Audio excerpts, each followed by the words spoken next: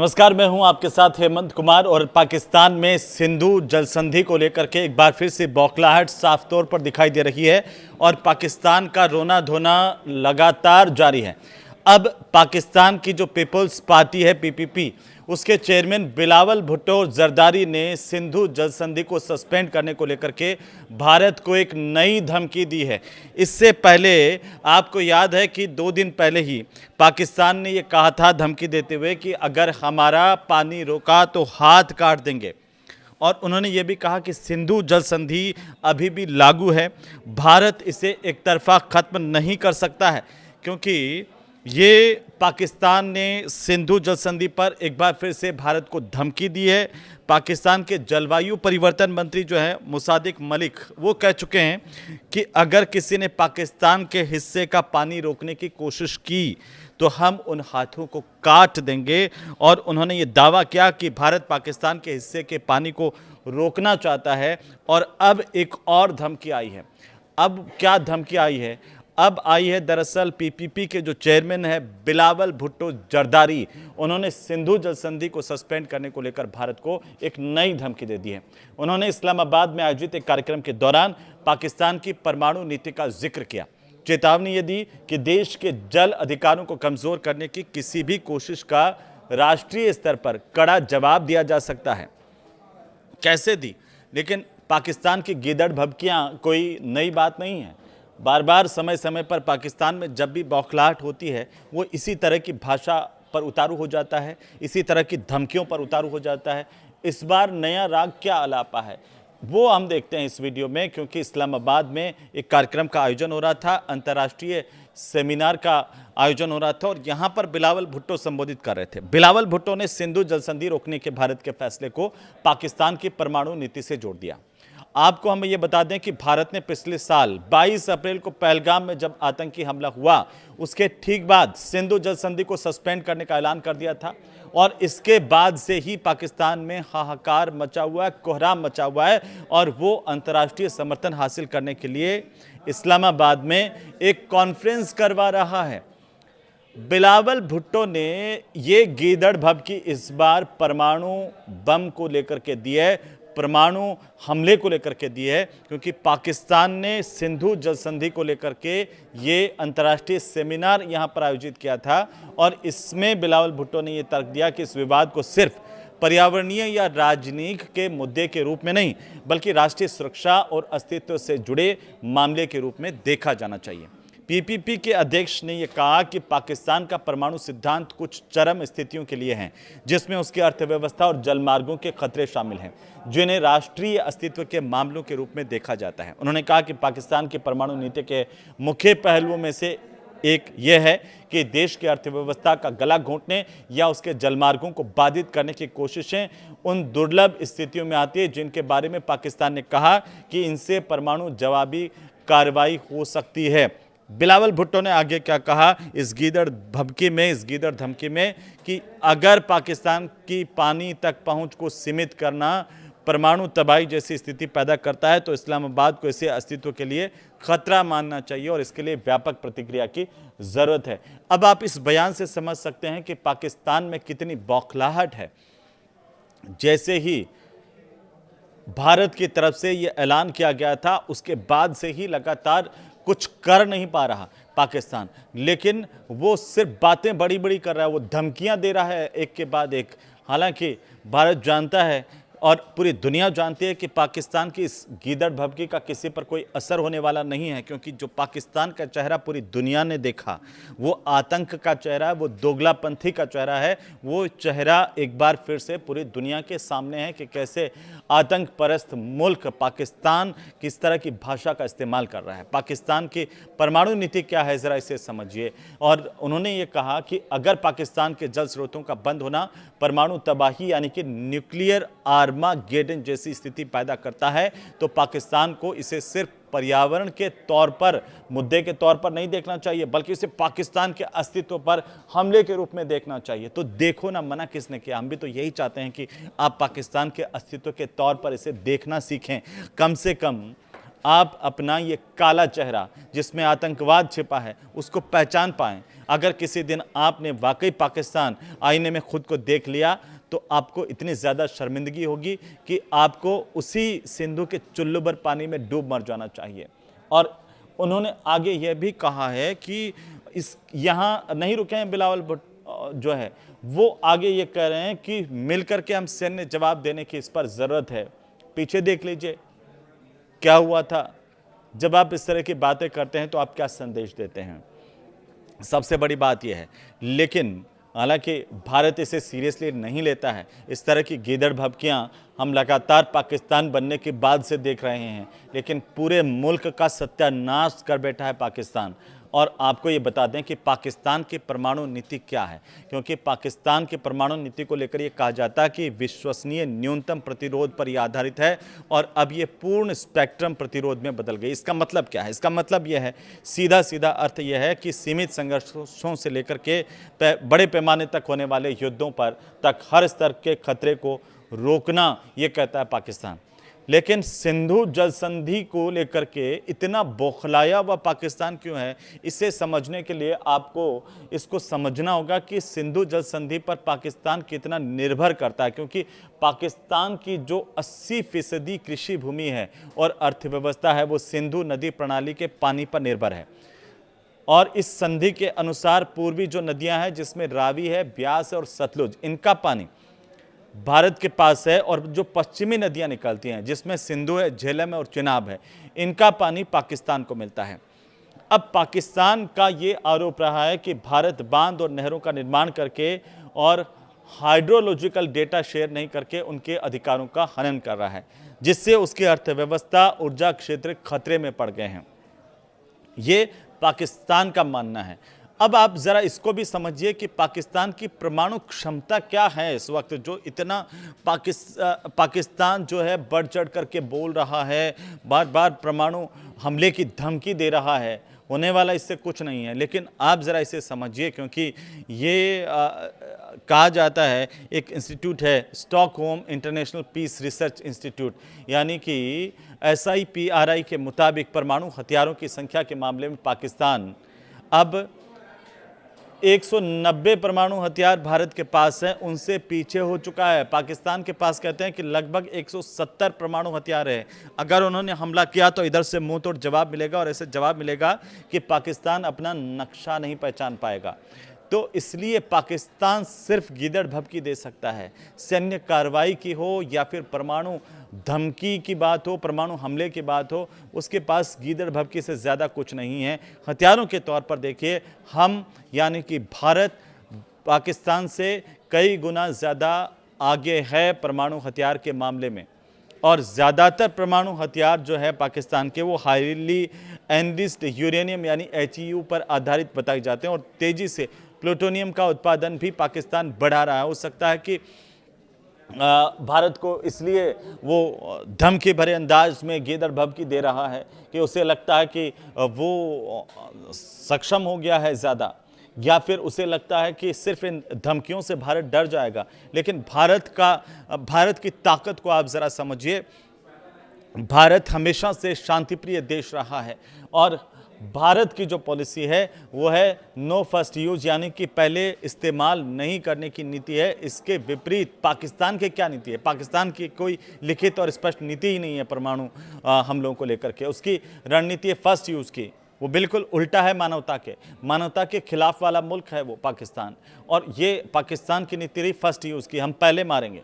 यानी संकट या युद्ध के वक्त में भारत के खिलाफ पहले भी परमाणु हमला पाकिस्तान कर सकता है, चाहे वो मिराज हो, F-16 हो, उन विमानों के जरिए परमाणु बम गिरा सकता है, ऐसा पाकिस्तान का मानना है। क्योंकि हमारे पास उससे कई गुना ज़्यादा तकनीक है, जिसको हमने लगातार आपने देखा होगा कि कैसे जो एक के बाद एक युद्धों में उसकी हार हुई है और इतना बुरी तरह पाकिस्तान पिटा है, वो सब ने देखा, वो पूरी दुनिया ने देखा है। लेकिन आपको ज़रा इसे समझना बहुत ज़रूरी होगा कि आखिरकार पाकिस्तान इतना जो गीदड़ भभकी दे रहा है, जो इतना बौखलाया हुआ है, उसका मुख्य कारण क्या है? क्योंकि जैसे मैंने पहले जिक्र किया कि जो पाकिस्तान के जलवायु परिवर्तन मंत्री हैं, उन्होंने ये बयान दिया था कि पाकिस्तान के हिस्से का पानी अगर किसी ने रोकने की कोशिश की तो हम उन हाथों को काट देंगे, और दावा किया कि भारत पाकिस्तान के हिस्से के पानी को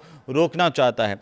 जो मुसादिक मलिक है और उन्होंने सूचना मंत्री अताउल्लाह तरार के साथ एक जॉइंट प्रेस कॉन्फ्रेंस की थी और इसमें यह बोला कि पड़ोसी देश के प्रधानमंत्री के हाथ में एक नल है, वे कहते हैं कि पाकिस्तान में पानी की एक बूंद भी नहीं जाने देंगे, जो हमारे हिस्से के पानी पर दावा करेंगे उनका हम हाथ काट देंगे। तो ये समझिए कि आखिर ये सिंधु जल संधि स्थगित होने से पाकिस्तान में इतनी बौखलाहट क्यों है। इसका सीधा सीधा जवाब है दोस्तों कि सिंधु जल संधि स्थगित हुई है, उसकी वजह से पाकिस्तान में जल संकट खड़ा हो गया है, पानी का संकट खड़ा हो गया है। पाकिस्तान कुछ कर नहीं सकता, ना उसके पास कोई चारा है, वो सिर्फ बयान दे सकता है। एक कहावत है, थोता चना बाजे घना, बस पाकिस्तान पर वही लागू होती है। क्योंकि अब एक एक करके आप समझिए कि इसके इम्पैक्ट पाकिस्तान में क्या हो रहे हैं। भारत का ये जो फैसला था उससे पाकिस्तान किस हद तक खोखला हो गया है, क्योंकि सिंध और बलूचिस्तान के जो प्रांत को आप देखेंगे तो पाकिस्तान में अब इसकी वजह से गंभीर जल संकट खड़ा हो गया है। देश की जो करीब 1/3 आबादी है वो इससे प्रभावित हुई है और नॉर्थ वेस्ट कैनाल जो है उसमें 64% पानी की कमी आ गई है।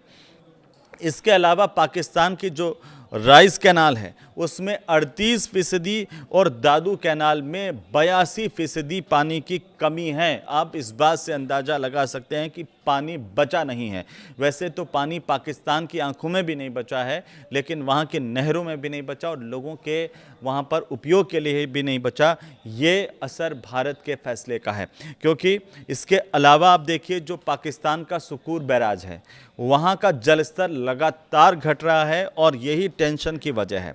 जो लोकल लीडर्स हैं पाकिस्तान के, स्थानीय नेता जो पाकिस्तान के, उनका ये आरोप है कि पानी के बंटवारे को लेकर के सरकार की नाकामी से पाकिस्तान के किसान अर्थव्यवस्था को नुकसान हो रहा है। और ये जो भारत की तरफ से फैसला किया गया था वो फैसला अब पाकिस्तान को नाकों चने चबवा रहा है। पाकिस्तान ना कुछ कर पा रहा है ना कुछ, और वो भी बिलबिला रहा है, जैसा कि आप इन बयानों में देख रहे थे।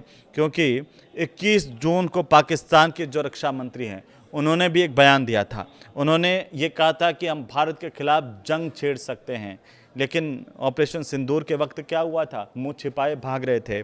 अब आप ज़रा इस बात को समझिए कि भारत और पाकिस्तान के बीच में बार बार इस बात का जिक्र आता है, सिंधु जल समझौता ये है क्या, इसकी नींव कैसे पड़ी थी और अब इसके इम्पैक्ट क्या हो रहे हैं। जब भारत कह रहा है कि ये सिंधु जल समझौता हमने सस्पेंड कर दिया है। तो सिंधु प्रणाली में कुल 6 नदियां हैं जिनके नाम हैं सिंधु, झेलम, चिनाब, रावी, ब्यास और सतलुज नदी। ये आप समझिए, इनके किनारे का इलाका करीब करीब 11.2 लाख वर्ग किलोमीटर में ये फैला हुआ है इलाका। इसमें 47% जो ज़मीन है वो पाकिस्तान में आती है और 39% के करीब ज़मीन भारत में, 8% की ज़मीन जो है वो चीन और 6% अफगानिस्तान में भी इस पूरे किनारे की आती है। और इन सब देशों के करीब 30 करोड़ लोग इस इलाके में रहते हैं।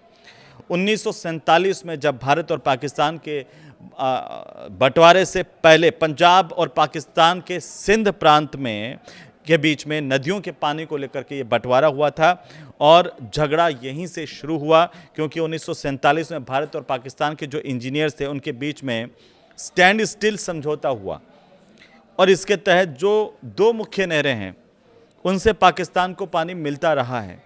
ये समझौता 21 मार्च 1948 को हुआ था और 1 अप्रैल 1948 को जब ये समझौता लागू हुआ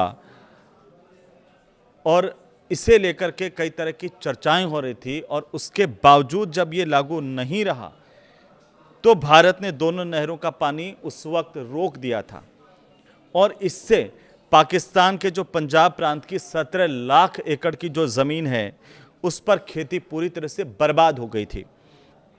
अब दोबारा जब समझौता हुआ तो भारत पानी देने को लेकर के राजी हुआ।